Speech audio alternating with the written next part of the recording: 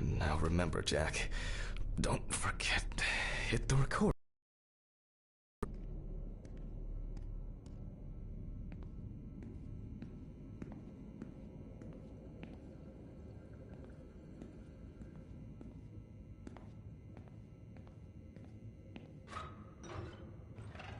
Hopefully the new tripod is going to hold up.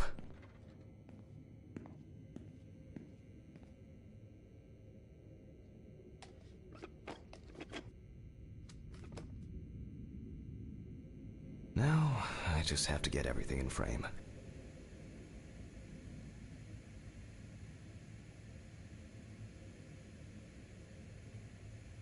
This should be fine. Recording for medical students from the University of Missouri. This autopsy is conducted by Jack Handman. Hello, everyone. Welcome to the autopsy room. Today, you will have the dubious pleasure of following a full autopsy, step by step. For those of you who have already performed your first autopsy, this will refresh your basic knowledge. In turn, let's start. Always wear an apron, mask, and gloves. It's worth having disinfectants at hand. It's true that you won't get ptomaine poisoning straight away, but if your liver or kidney aren't doing well, you may end up with diarrhea. The cadaver is placed on its back on the autopsy table. The pathologist stands on the right of the deceased. Make sure that all the necessary tools are always at hand so that you don't have to run around looking for something, like I do all the time.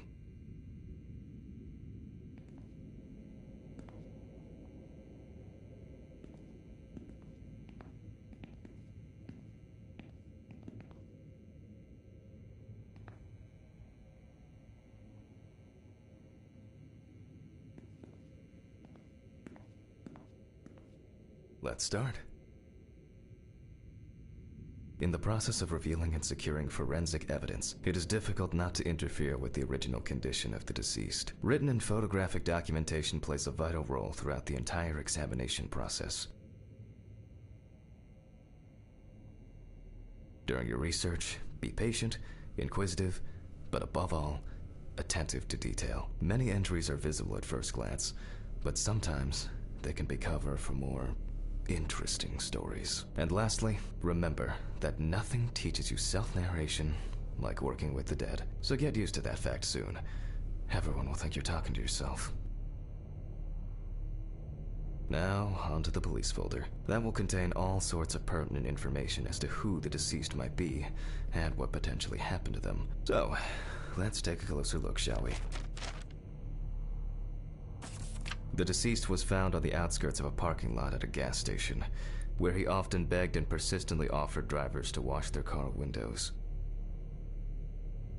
Initially, he thought that someone had thrown some boots and a coat in a nearby ditch. It took him a moment to recognize the pile of clothes as the body of a man. He worked most of his life at the local port dealing with unloaded cargo. He was fired for being drunk and starting fights. His son runs a hardware store on his own. His wife left him years ago. They both had no contact with the deceased. Signs of libation were found around the body. Empty bottles, traces of an inept attempt to start a fire, and a scattered makeshift blanket.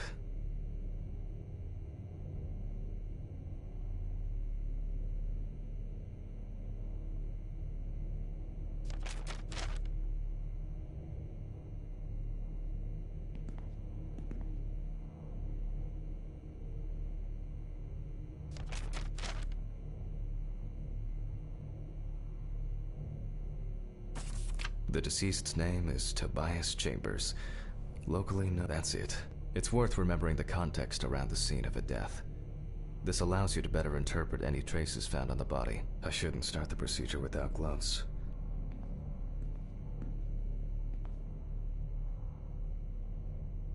Now it's our turn to take some pictures for our files. If I can just remember where I left the camera. It's in here somewhere. Aha! There you are. I knew it was here somewhere.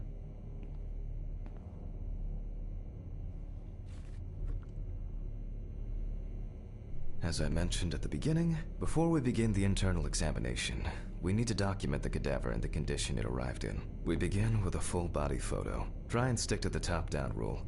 but this is not always possible. Let's keep in mind it's all about the legibility, not the perfect frame.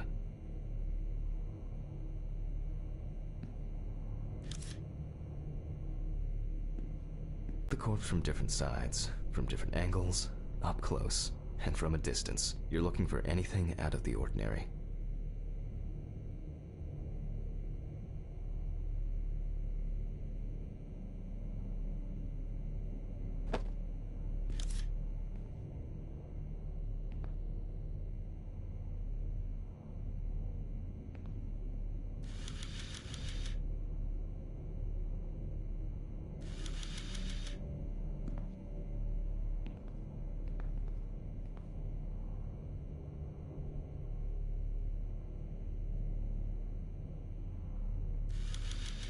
Poorly healed wound. Looks old. I'll take a closer look later.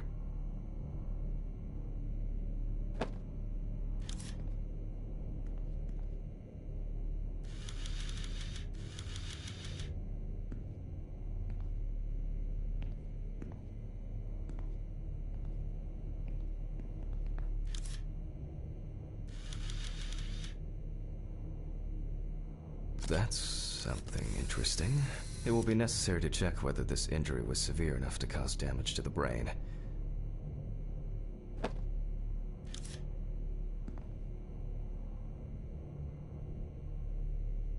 Hardened hands, worn out by physical work, and frostbite?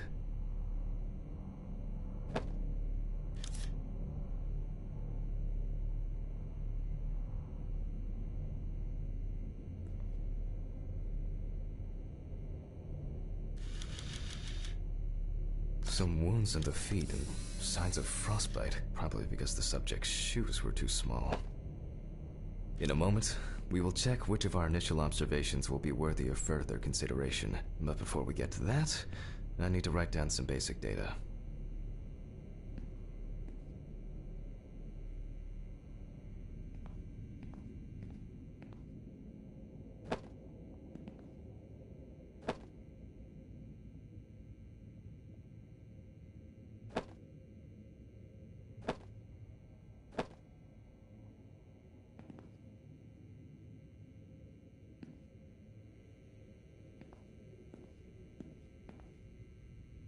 Scalpel, scissors, syringe, magnifying glass, knife. I guess I forgot to clean the knife. Scalpel, scissors, syringe, magnifying glass, knife.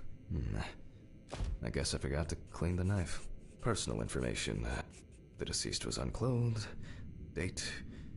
Okay, as you can see, I note everything down on previously prepared forms. Every pathologist must keep a detailed record of every step of the autopsy. This not only allows you to track the procedure, but also collates the results together, upon which you may back up your conclusions. So, enough of the boring prep. Let's begin by taking a closer look at the spots I photographed earlier.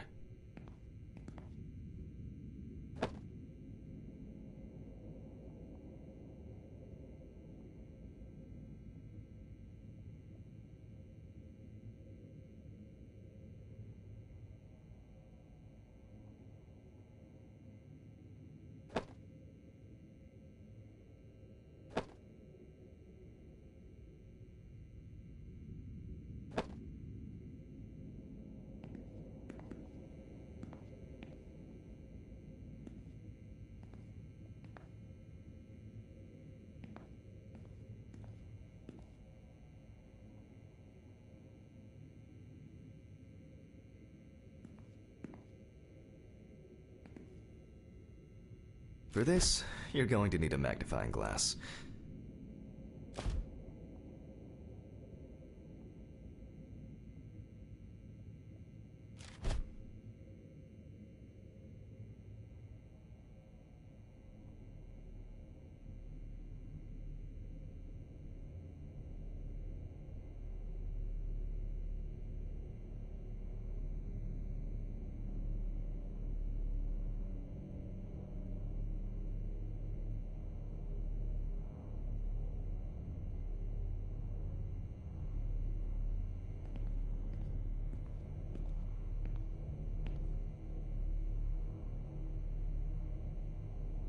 Scalpel, scissors, syringe, magnifying glass, knife.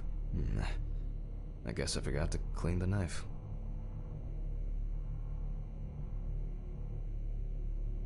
Scalpel. I guess I forgot to clean the knife.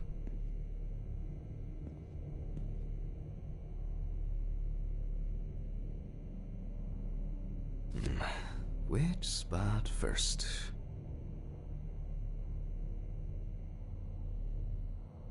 It looks like a burn mark. No doubt painful, but it's not pertinent for this case.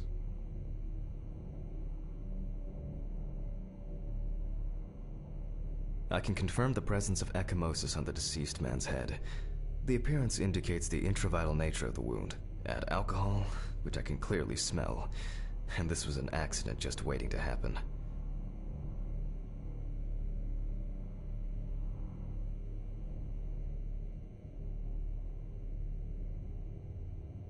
Here we can see frostbite on the fingertips. We can tell by the characteristic skin color.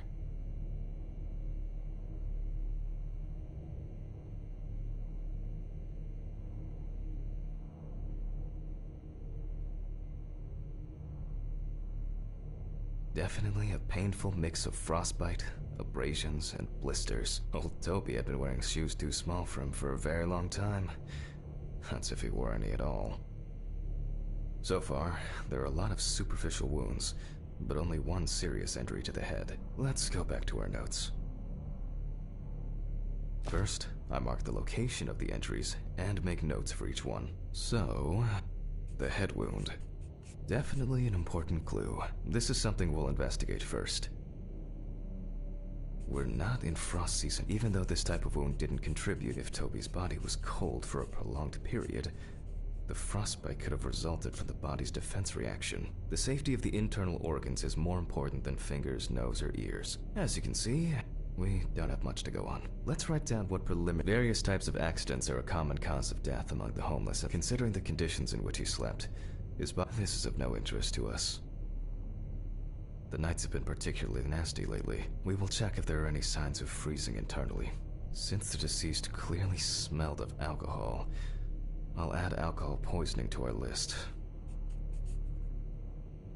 We still have one thing left from the basics: rigor mortis.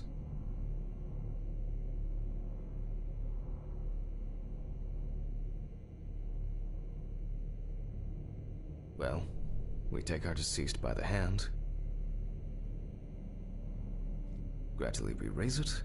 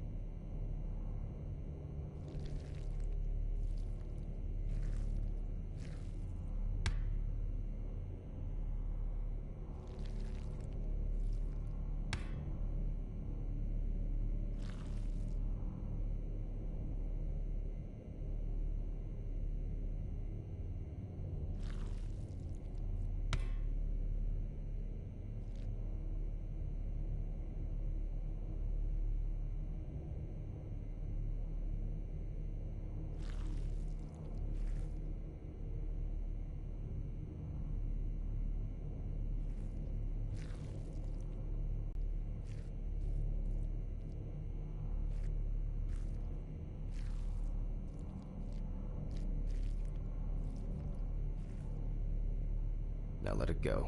As you can see, the hand falls loose. What's the conclusion?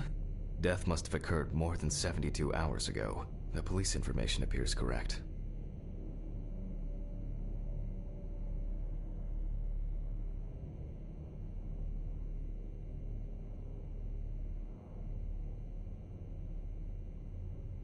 Head trauma seems the most promising, so we'll start there. For this, I need an oscillating saw.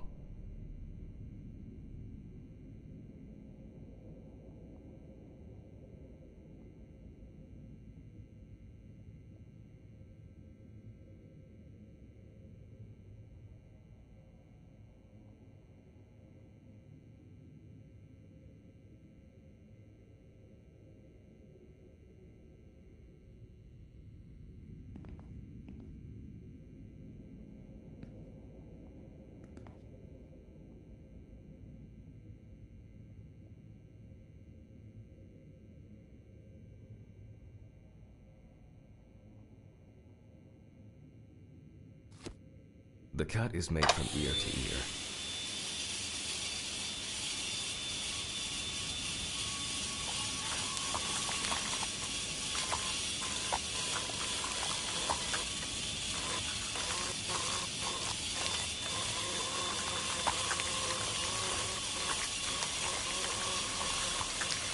After which, we remove the skin and the top of the skull. After the basic examination, we can see that the brain's cerebral gyri in both hemispheres are symmetric. The brain looks good. Let's take a cross-section. Some pathologists prefer to examine organs without removing them. However, for me, it's much more convenient to examine them on a board, which we'll do now.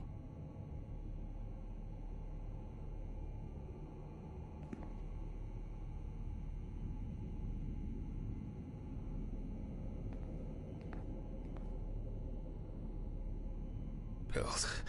I need my pills.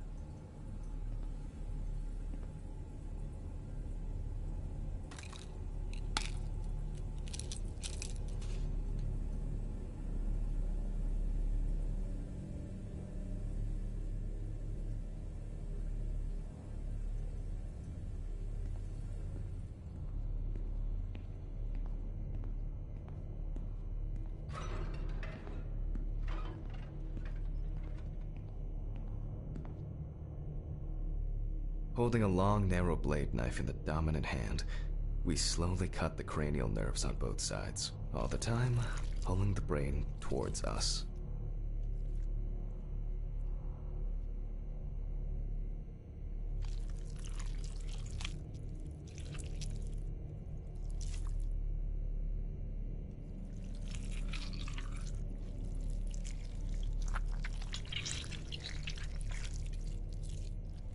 So far, so good. The hematoma seems to have had no effect on the brain.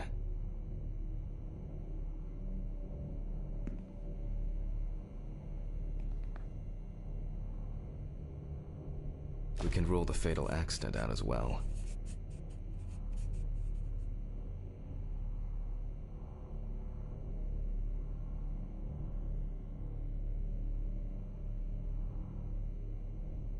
Brain is in good condition, so we have no choice but to proceed to the internal exam and grab a scalpel from my kit.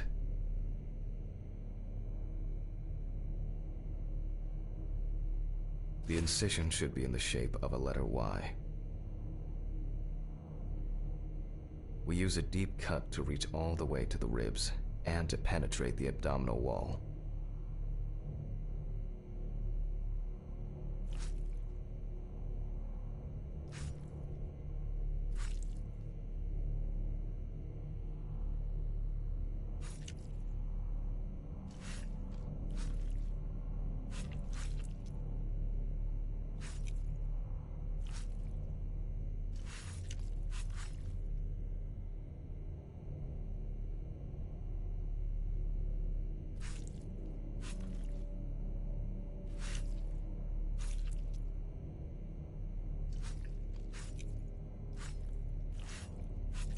Alright, now we peel back and separate the skin.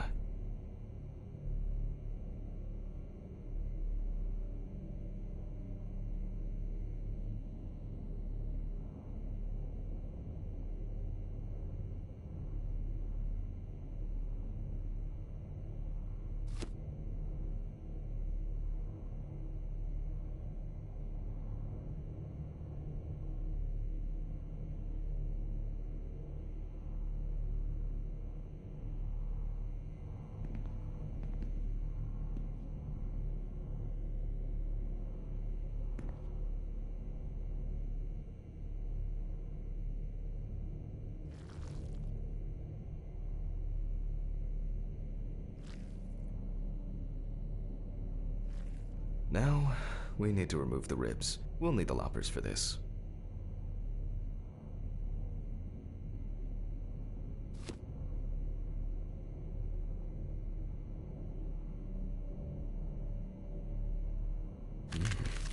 Quite a satisfying crunch, for some anyway. After removing the cartilage tissue, we instantly noticed two things. Firstly, there is no congestion of the internal organs. This means that although the deceased was hypothermic, it didn't kill him. Secondly, the deceased smoked like a chimney. So, we should take a closer look at those lungs.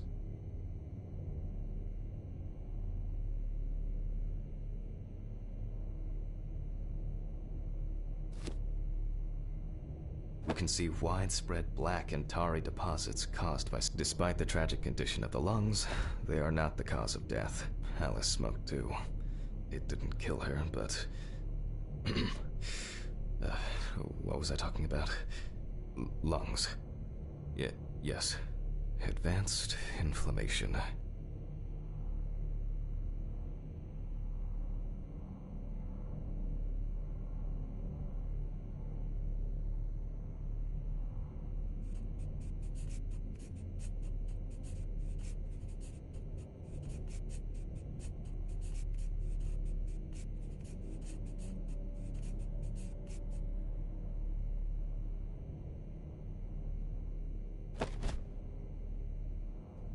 What now? The syringe. Now's a good time to collect some samples. Specifically 3. From the eye, the heart, and the bladder. 5 milliliters from the left ventricle should do it.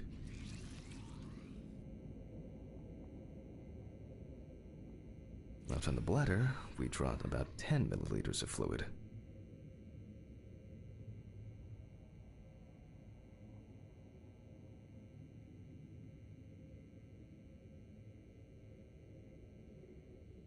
Vitreous humor analysis is very useful in indicating long-term alcohol abuse. Now we take our samples to the centrifuge, but before I do that, I need to find my notebook. My dyscalculia means that I always double-check the settings. Please excuse me while I run and fetch it.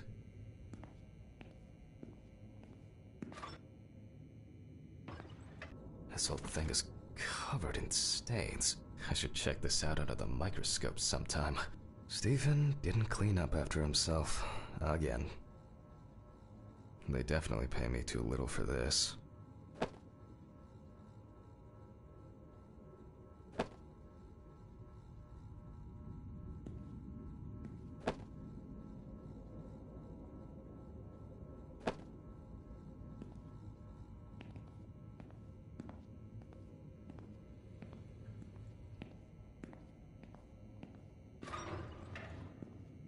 Let's get back to the examination. We put all of the samples into the rotor.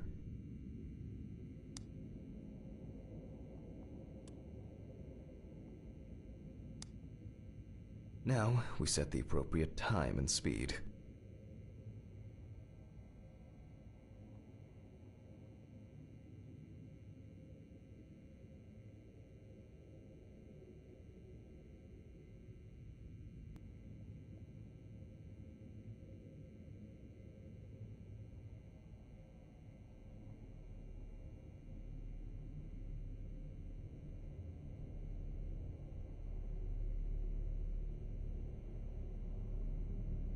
Okay, let's roll.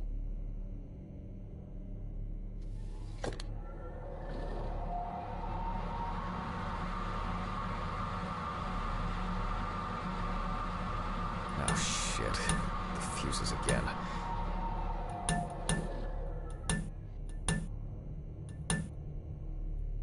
Where were we? Oh yes, the blood alcohol concentration. Let's see what we've got here. Everything's separated as it should.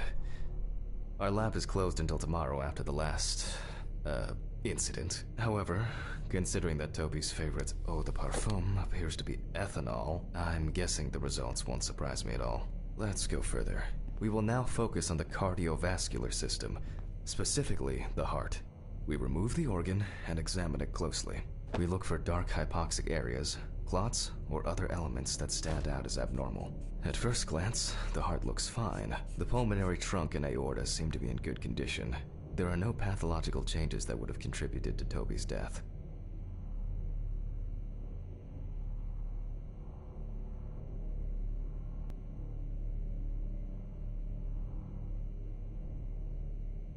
Now let's take a closer look at the stomach.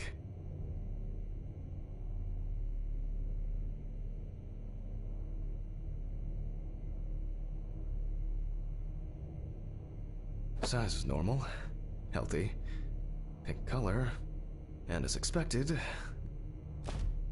the stomach has no major external damage. We must now cut it open and inspect inside. We will do it carefully so that its contents do not spill out.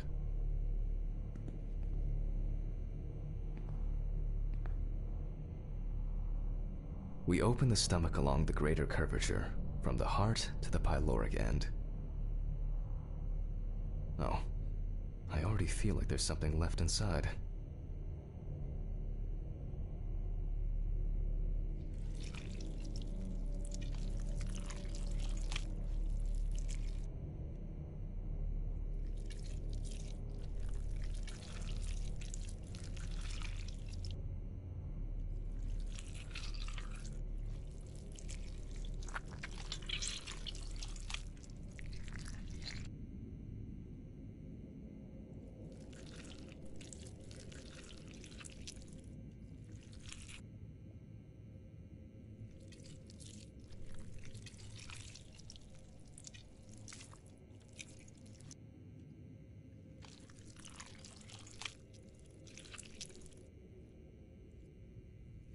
Okay, large amount of gas, small amounts of yellow, grayish food content, resembling some kind of meat.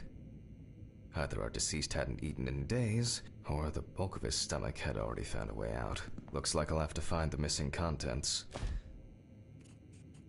There are two ways here. One is obvious, and the other is... It couldn't have been suffocation, could it?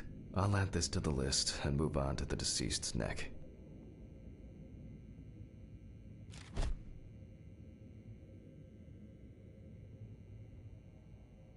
At first glance, the trachea looks normal.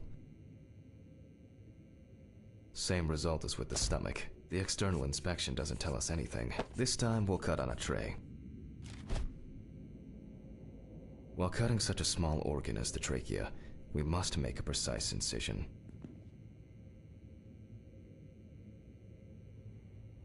To be able to cut with the very tip of the blade, we must hold the scalpel as we would a pen.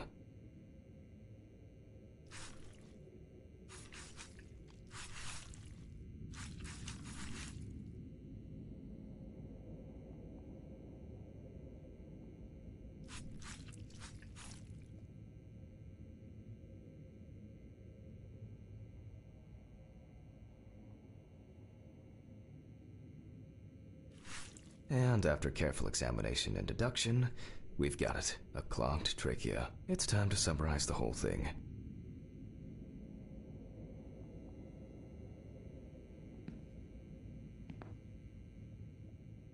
Based on the report and preliminary documentation, it's safe to assume that the deceased passed out after consumption of alcohol and then fell asleep on his back.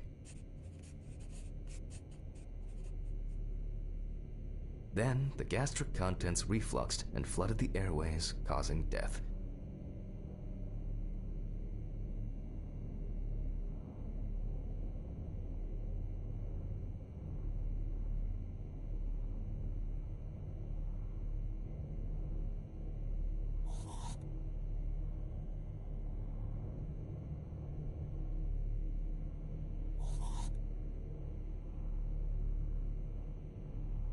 That's why we don't forget about the recovery position at dorm parties.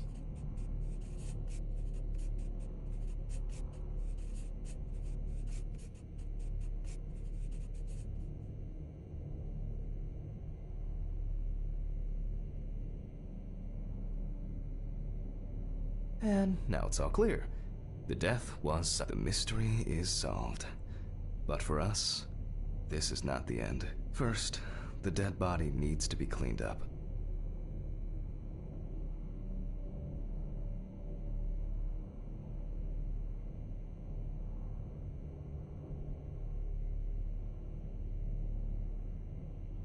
For this, we will need to close the body and grab the needle. First, we unroll the skin flaps. And then, we sew the deceased back up.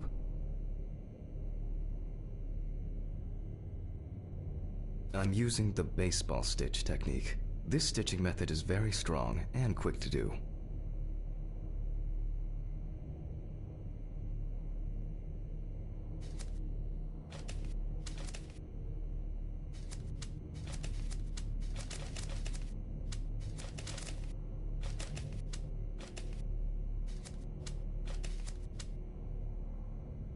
Beautiful. Now we say goodbye to the deceased and put them safely in the fridge, ready for the next stage of their journey.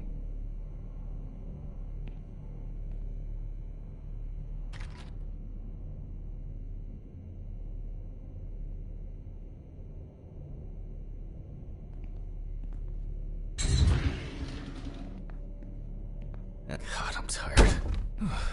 I'll drop these samples off at the lab on the way to the bar.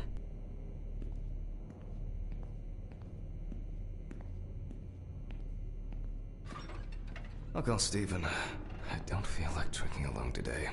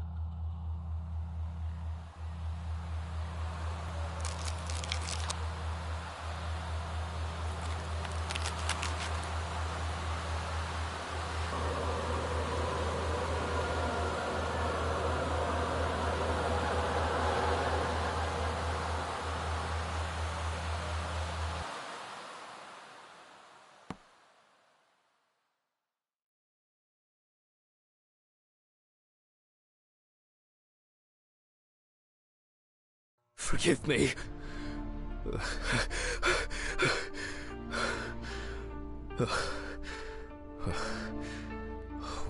What?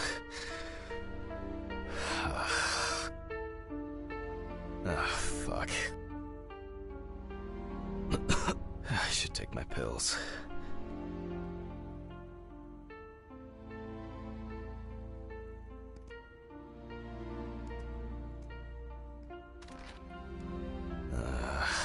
So much light everywhere.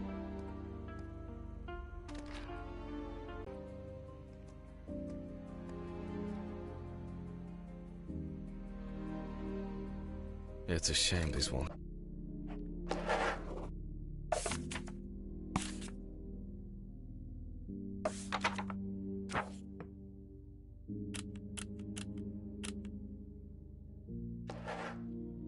Help with my hangover.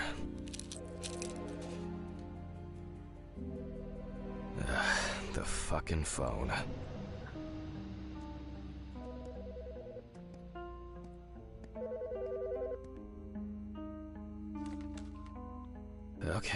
Okay. I know I'm late. I'll be there soon. It's not like the dead are impatient. Jack, no. Alice? Who is this? It's Charlotte Graves. Oh. God, I'm sorry. I didn't recognize you. I thought it was work calling. It's okay. I hate it when work calls me at home, too. How is everything? We haven't talked since... you know. Well, there are good days, and there are bad days. What can I say? At least I can hide away at work.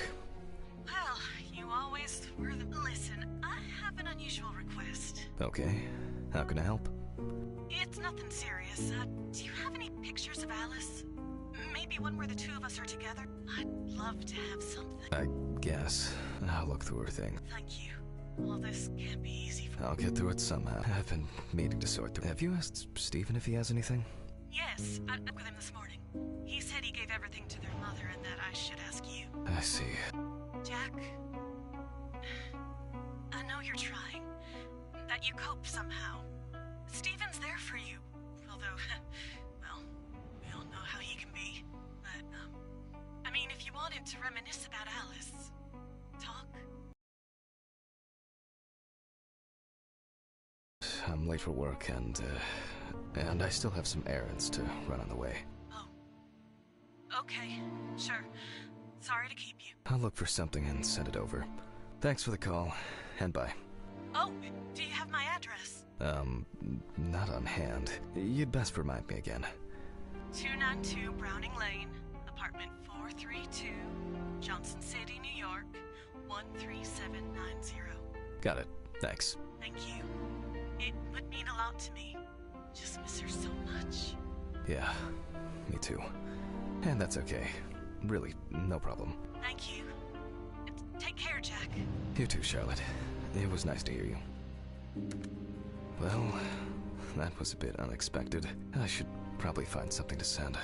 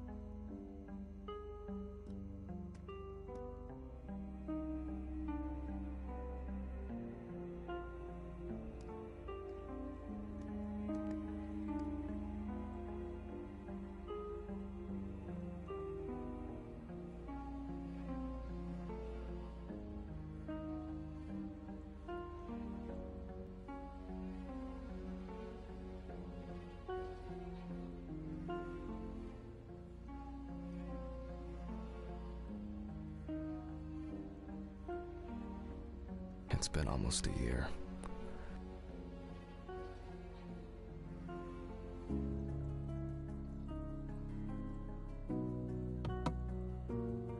Alice and Charlotte in Amsterdam.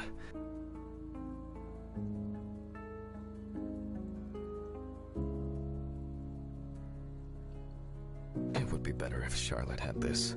It deserves to be on display and not hidden in a drawer.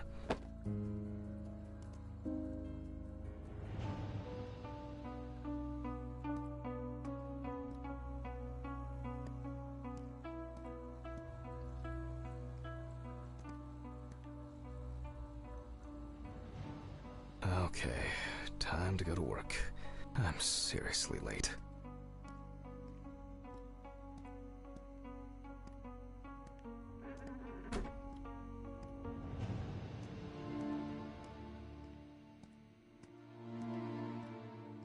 I should grab some coffee and aspirin on the way.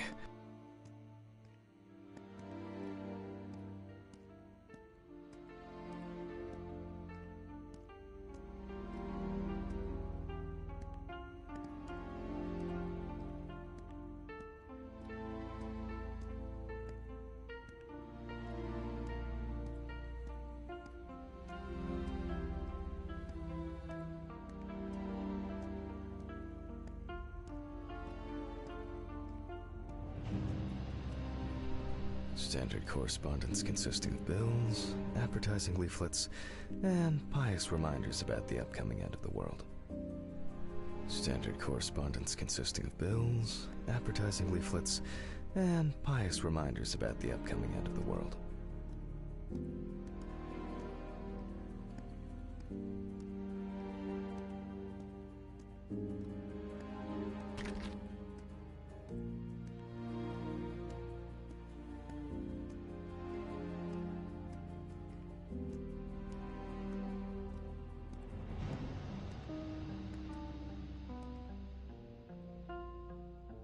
I hope this helps, Charlotte.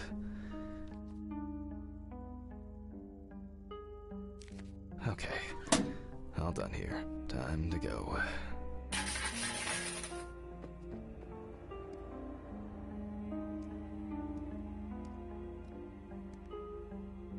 Damn, I forgot my jacket. Ah, well, I'll brave it for tonight. Too bad.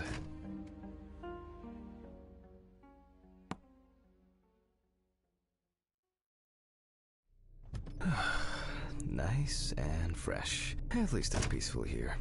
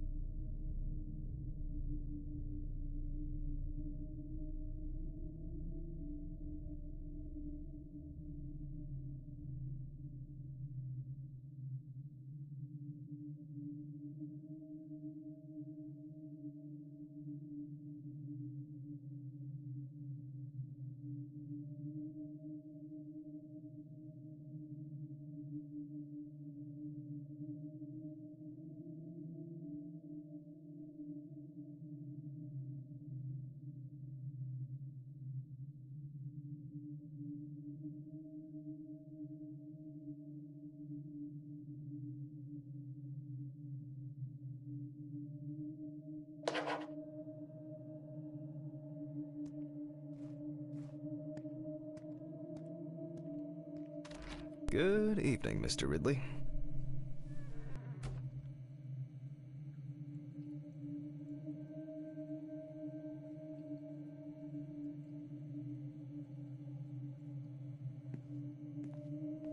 Has Stephen delivered the body? Mm-hmm. Did he leave it where he usually does? Mm-hmm. As always, it's a real pleasure talking to you. If you say so.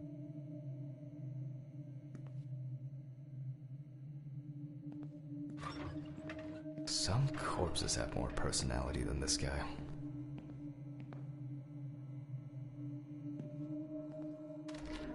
Christ. Who leaves the window open in the middle of November? So I'd better check the answering machine.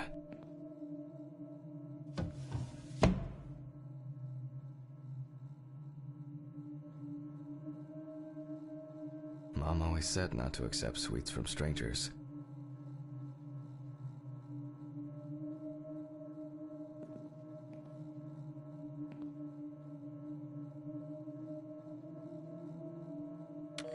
Hi, Jack. I dropped by a little early today. I left the body with Ridley in the corridor. He wasn't sitting in the locker then, so maybe he'll even throw him into the room. Well, how are you doing? Yeah, I mean, it's your first birthday without her, and...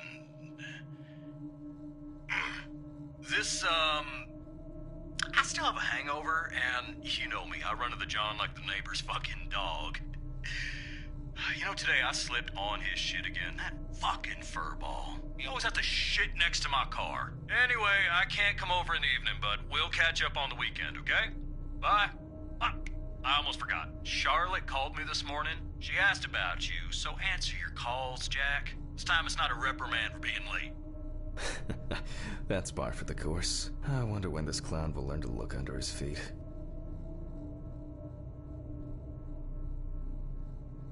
Birthday. I actually forgot it was today. Alice baked me muffins like these every birthday.